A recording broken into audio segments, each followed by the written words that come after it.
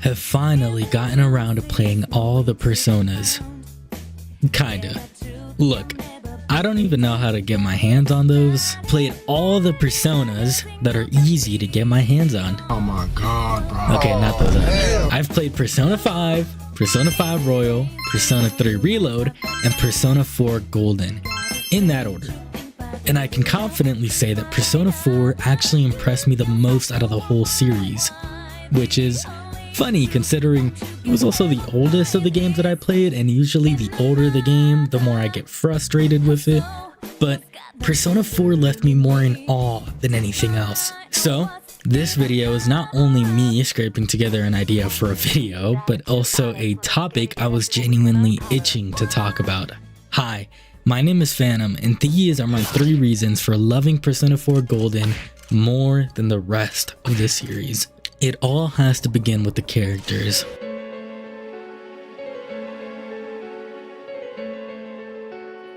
Simply put, and you can fight me on this, I find the Persona 4 characters to be the best the series has got, especially in comparison to the main teams.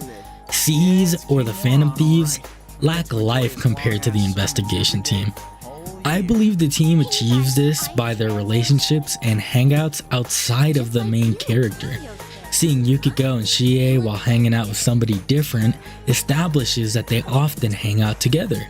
Kanji and Rise do something similar, and kind of a spoiler, Yosuke and Teddy do it too. Seeing characters in the world while I'm doing something completely different added to its depth. And off the top of my brain, I couldn't think of characters in the other 2 Persona games that actually interacted unless if tied to the main story or their event. I saw a glimmer of this with the C's team in 3 Reload, but somehow that felt more forced than natural. For example, the C's team all live in the same dorm.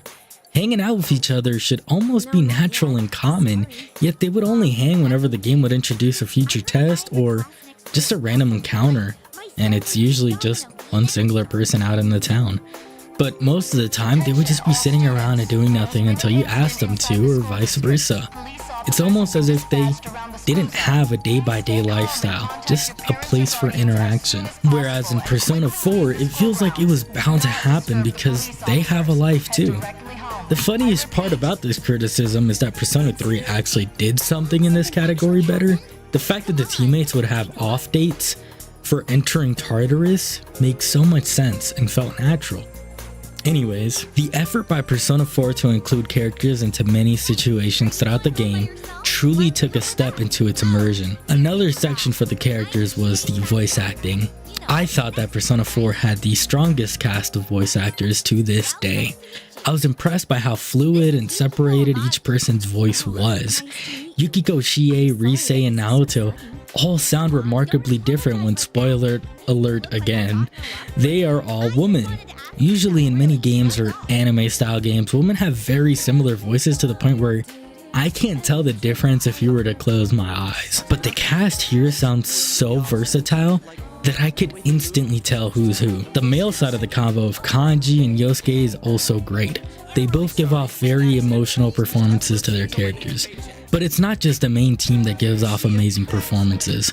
Adachi, Dojima, Nanako, and also, as much as I hate to say it, Hanako, all give off very great performances. Anyways, I'm done with the character talk. Now I want to talk about the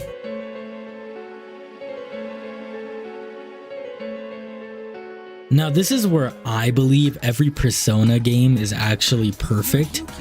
Every single one has an absolute peak soundtrack. So how come I'm mentioning it as a plus for Persona 4 in comparison to the rest of the series? The reason is, it's iconic. I simply can't stop thinking about Who's There, which is so hilariously mysterious that it just itches my brain in all ways possible.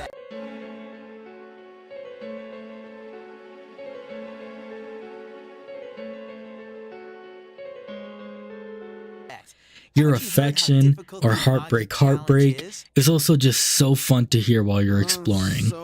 Heaven is one of the best songs in the whole franchise, period.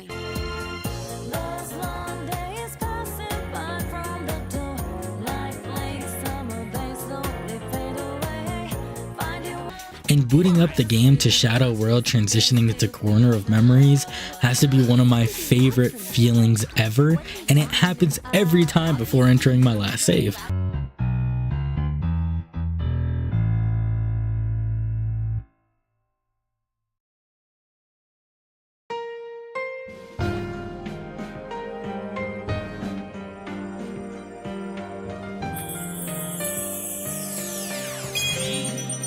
It's true that every Persona has a 10 out of 10 soundtrack, but I won't forget Persona 4's for a long, long time.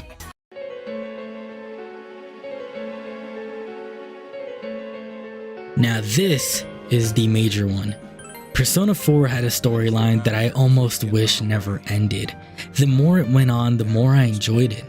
The mystery of the murders in Inaba has to be one of my top 3 favorite stories of all time, next to Life is Strange and Last of Us 2.